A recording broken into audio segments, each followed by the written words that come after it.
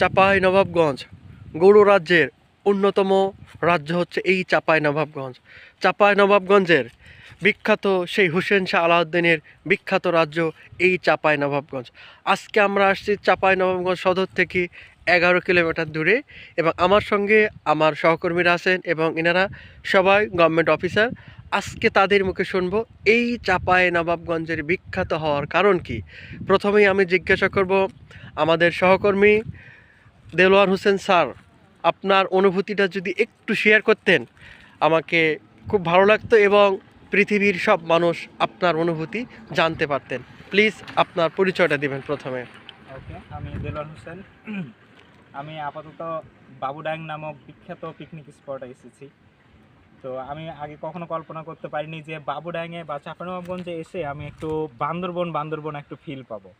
এখানে এসে বান্দরবন এবং রাঙামাটির যেমন ছোট ছোট পাহাড় আশেপাশে দেখি, মনে হচ্ছে যে এটা মনে হয় কেওক্রাডং, এটা তাজিংডং, এটা হচ্ছে আপনার ডিম পাহাড়, এরকম একটা ফিল পাচ্ছি। হঠাৎ করে মনে হলো যে আমি প্রকৃতির রাজ্যে অবস্থান করছি, এবং এখানে ছোট ছোট পাহাড় এবং টিলাগুলো মোটামুটি আমাকে বান্দরবন বা রাঙামাটির মতো একটু ফিল দিচ্ছে। আমি অনেক আবেগ আপ্লিত। ধন্যবাদ। শুনতেই পেয়েছেন কি সুন্দরভাবে উপস্থাপন করলেন। ইনি কিন্তু চাপাইয়াপোলা, ইনি হচ্ছে গৌড় রাজ্যের একটা অধিবাসী। এবারে চলে যাব আমার নেক্সট সহকর্মীর কাছে। তিনি কি বলেন এই বিল বৈলঠা সরকারপাড়া গ্রাম নিয়ে এবং গৌড় রাজ্য নিয়ে। স্যার প্লিজ আমাদের এই সুন্দর জায়গাগুলোর বর্ণনা দেবেন, আমরা কখনো আসিনি, আপনার অনুভূতিটা তুলে ধরবেন। আসসালামু আলাইকুম, আমি মোহাম্মদ আব্দুল বাসির।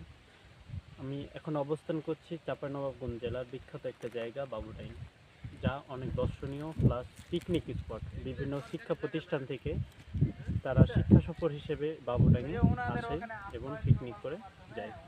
তো আমার অনুভূতি আমাকে খুব ভালো লাগছে। এখানে খুব ছোটোখাটো অনেকগুলো টিলা আছে, পাশাপাশি অনেকগুলো গাছ আছে।